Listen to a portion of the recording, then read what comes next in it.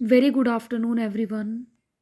Today we're going to discuss the need of quantum statistics.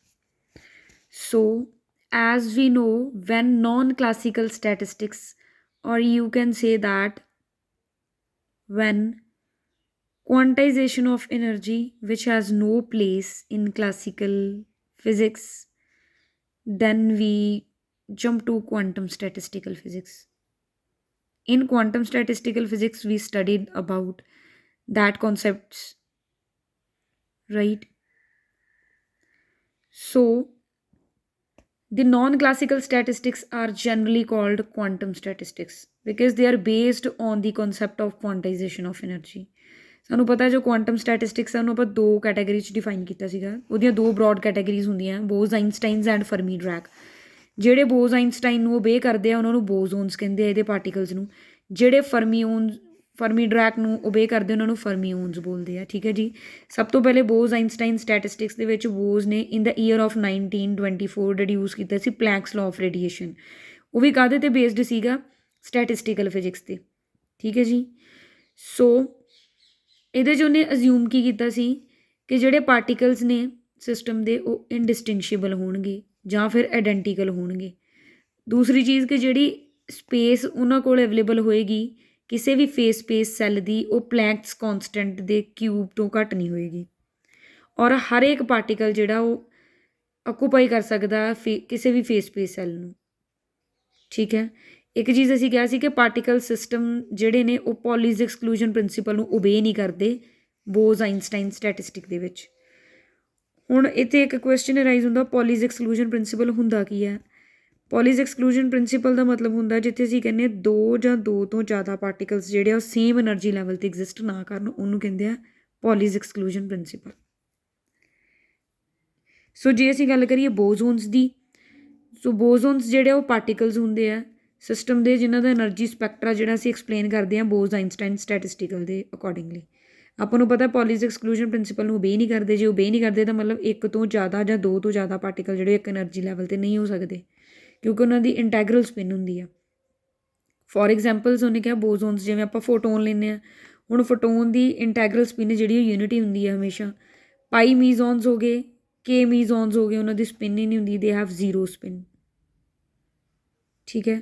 ਜਿਵੇਂ light waves ਹੋ ਗਈਆਂ ਉਹ ਵੀ ਕੁਆਂਟਾਈਜੇਸ਼ਨ ਹੁੰਦੀਆਂ, ਕੁਆਂਟਾਈਨ ਨੇਚਰ ਹੁੰਦੀਆਂ ਮਤਲਬ ਉਹਨਾਂ ਦੀ ਸਪਿਨ 1 ਹੁੰਦੀ ਹੈ। ਫੋਟੋਨਸ ਹੋ ਗਏ ਉਹਨਾਂ ਦੀ ਵੀ ਇੰਟੈਗਰਲ ਸਪਿਨ ਜਿਹੜੀ ਆ ਉਹ 1 ਹੁੰਦੀ ਹੈ। ਜੇ ਅਸੀਂ ਗੱਲ ਕਰੀਏ ਫਰਮੀ ਡਰੈਕ statistic the, in 1924 Fermi and Dirac used Pauli's exclusion principle to modify Bose-Einstein statistical and explain successfully the behavior of free electrons in metal. Fermi-Dirac statistics come into existence. ਸੋ ਇਹਦੇ 'ਚ ਅਜ਼ੰਪਸ਼ਨਸ ਕੀ ਸੀਗੀਆਂ? ਜਿਹੜੇ ਪਾਰਟੀਕਲਸ ਨੇ ਉਹ ਇਨਡਿਸਟਿੰਗਸ਼ੇਬਲ ਹੋਣਗੇ। ਸੇਮ ਚੀਜ਼ ਹੀ ਉੱਧਰ ਸੀਗੀ। ਜਿਹੜਾ ਵੋਲੀਅਮ ਹੋਊਗਾ ਕਿਸੇ ਵੀ ਫੇਸ ਸਪੇਸ ਦਾ ਪਲੈਂਕਸ ਕੌਂਸਟੈਂਟ ਦੇ ਕਿਊਬ ਤੋਂ ਘੱਟ ਨਹੀਂ ਹੋਏਗਾ। ਇੱਕ ਤੋਂ ਜ਼ਿਆਦਾ ਪਾਰਟੀਕਲ ਜਿਹੜੇ ਆ ਉਹ ਕਿਸੇ ਵੀ ਫੇਸ ਸਪੇਸ ਸੈੱਲ ਨੂੰ ਜਿਹੜਾ ਉਹ ਅਟੇਨ ਕਰ ਸਕਦੇ ਆ। ਇਹਦੇ 'ਚ ਡਿਫਰੈਂਸ ਕੀ ਸੀਗਾ ਕਿ ਇਹ ਪੋਲੀਜ਼ ਐਕਸਕਲੂਜਨ ਪ੍ਰਿੰਸੀਪਲ ਨੂੰ ਓਬੇ ਕਰਨਗੇ।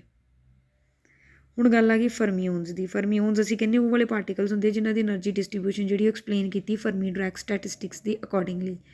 ਫਰਮੀਓਨਸ ਜਿਹੜੇ ਉਹ ਪੋਲੀਜ਼ ਐਕਸਕਲੂਜਨ ਪ੍ਰਿੰਸੀਪਲ ਨੂੰ ਓਬੇ ਕਰਦੇ ਆ। ਜੇ ਓਬੇ ਕਰਦੇ ਦਾ ਮਤਲਬ ਕੀ ਆ ਕਿ ਦੋ ਜਾਂ ਦੋ ਤੋਂ ਜ਼ਿਆਦਾ ਪਾਰਟੀਕਲਸ ਜਿਹੜੇ ਆ ਉਹ ਕਿਸੇ ਵੀ ਇੱਕ એનર્ਜੀ ਸੇਮ એનર્ਜੀ ਲੈਵਲ 'ਤੇ ਐਗਜ਼ਿਸਟ ਕਰ ਸਕਦੇ ਆ। ਜੇ ਸੇਮ એનર્ਜੀ ਲੈਵਲ 'ਤੇ ਐਗਜ਼ਿਸਟ ਕਰ ਸਕਦੇ ਤਾਂ ਮਤਲਬ ਉਹਨਾਂ ਦੀ ਹਾਫ ਇੰਟੈਗਰਲ ਸਪਿਨ ਹੁੰਦੀ ਆ।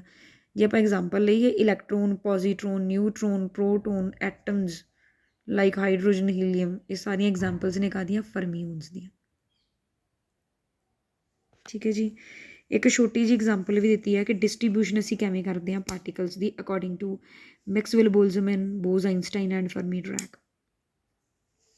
ਜਿਵੇਂ ਕਿ ਸਾਨੂੰ ਪਤਾ ਪਾਰਟੀਕਲ ਡਿਸਟਿੰਗਸ਼ੇਬਲ ਵੀ ਹੋ ਸਕਦੇ ਅਤੇ ਇਨਡਿਸਟਿੰਗਸ਼ੇਬਲ ਵੀ। ਹੁਣ ਪਾਰਟੀਕਲ ਜਿਹੜੇ ਆ ਕਿਸੇ ਸੈੱਲ ਨੂੰ ਆਕੂਪਾਈ ਕਰਨਗੇ। ਠੀਕ ਹੈ। So according to these distributions of particle into cells we also be different for three statistics. Let's explain with the help of examples. So we wish to distribute two particles in three cells. It can be done described below. Maxwell statistical ਜਾਂ Maxwell Boltzmann statistics ਦੇ ਵਿੱਚ ਅਸੀਂ ਕਹਿੰਦੇ particle ਜਿਹੜੇ ਡਿਸਟਿੰਗਸ਼ੇਬਲ ਆ। ਠੀਕ ਹੈ। ਆਪਾਂ ਉਹਨਾਂ ਨੂੰ A ਤੇ B ਨਾਲ ਡਿਨੋਟ ਕਰਦੇ ਪਏ ਹਾਂ। ਮੋਰ ਦੈਨ 1 ਪਾਰਟੀਕਲ ਜਿਹੜਾ ਆਕੂਪਾਈ ਕਰਦਾ ਸੇਮ ਸੈੱਲ ਨੂੰ। ਇਹਦਾ ਮਤਲਬ ਕੀ ਆ ਦੋਨੋਂ ਇੱਕ ਕੈਟਾਗਰੀ 'ਚ ਹੋ ਸਕਦੇ ਆ, ਦੋਨਾਂ ਵਿੱਚ ਨਹੀਂ। ਫਸਟ 'ਚ ਨਹੀਂ ਹੋਣਗੇ, ਸੈਂਟਰ 'ਚ, ਥਰਡ 'ਚ। ਡਿਸਟਰੀਬਿਊਸ਼ਨ ਦਿੱਤੀ ਗਈ ਹੈ, ਕਿੰਨੇ ਕੇਸਿਸ ਜਿਹੜੇ ਨੇ ਉਹ 9 ਮੈਕਰੋਸਟੇਟ ਪੋਸੀਬਲ ਨੇ। Similarly in case of bows Einstein particle ਜਿਹੜੇ ਉਹ ਇਨਡਿਸਟਿੰਗੁਇਸ਼ੇਬਲ ਹੈ। ਇਨਡਿਸਟਿੰਗੁਇਸ਼ੇਬਲ ਆਪਾਂ ਏ ਤੇ ਏ ਨਾਲ ਡਿਨੋਟ ਕੀਤਾ, ਉਹਦਾ ਮਤਲਬ ਹੋਇਆ ਇੱਕ ਤੋਂ ਜ਼ਿਆਦਾ ਪਾਰਟੀਕਲ ਜਿਹੜਾ ਆਕੂਪਾਈ ਕਰ ਸਕਦਾ ਸੇਮ ਸੈੱਲ ਨੂੰ। ਪੋਸੀਬਲ ਮੈਕਰੋਸਟੇਟਸ ਜੋ ਨੇ ਉਹ ਸਾਡੇ ਕੋਲ ਅਗੇਨ 6 ਹੋਣਗੀਆਂ। ਠੀਕ ਹੈ ਜੀ, ਅਰੇਂਜਮੈਂਟ ਤੁਹਾਡੇ ਸਾਹਮਣੇ ਆ। ਦੋਨੋਂ ਫਸਟ ਸੈੱਲ ਨੂੰ ਆਕੂਪਾਈ ਕਰਨ, ਅਗਲੇ ਦੋਨੋਂ ਖਾਲੀ। ਫਸਟ ਐਂਡ ਥਰਡ ਖਾਲੀ, ਸੈਕਿੰਡ ਨੂੰ ਆਕੂਪਾਈ ਕਰ ਲੈਣ, ਫਸਟ ਦੋਨੋਂ ਖਾਲੀ, ਥਰਡ ਨੂੰ ਆਕੂਪਾਈ ਕਰ ਲੈਣ, like that. In case of Fermi Dirac ਅਸੀਂ ਕਹਿੰਦੇ ਪਾਰਟੀਕਲ ਜਿਹੜੇ ਉਹ ਇਨਡਿਸਟਿੰਗੁਇਸ਼ੇਬਲ ਆ, but one particle cannot contain more than one cell. ਇੱਕ ਪਾਰਟੀਕਲ ਇੱਕ ਤੋਂ ਜ਼ਿਆਦਾ ਸੈੱਲ ਦੇ ਵਿੱਚ ਨਹੀਂ ਜਾ ਸਕਦਾ। ਸੋ ਪੋਸੀਬਲ ਮੈਕਰੋਸਟੇਟ ਅੱਧ, ਇਹਦਾ ਵੀ ਹਾਫ ਹੋ ਜਾਏਗਾ, 3 ਰਹਿ ਜਾਣਗੀਆਂ।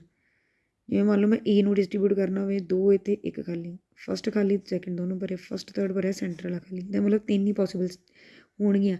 ਡਿਫਰੈਂਸ ਕੀ ਆਇਆ, ਸਿਰਫ ਫਰਮੀ ਡਰੈਕ ਸਟੈਟਿਸਟਿਕ ਜਿਹੜੀ ਆ ਉਹ ਸਿਰਫ ਇੱਕ ਪਾਰਟੀਕਲ ਇੱਕ ਸੈੱਲ ਨੂੰ ਅਟੇਨ ਕਰਦਾ। ਇਨ ਅਦਰ 2 ਕੇਸਿਸ ਆਪਾਂ ਕਹਿੰਦੇ more than 1 particle can occupy the same cell. ਠੀਕ ਹੈ ਜੀ, this is basic assumptions, or you can say that why need of quantum statistics exist.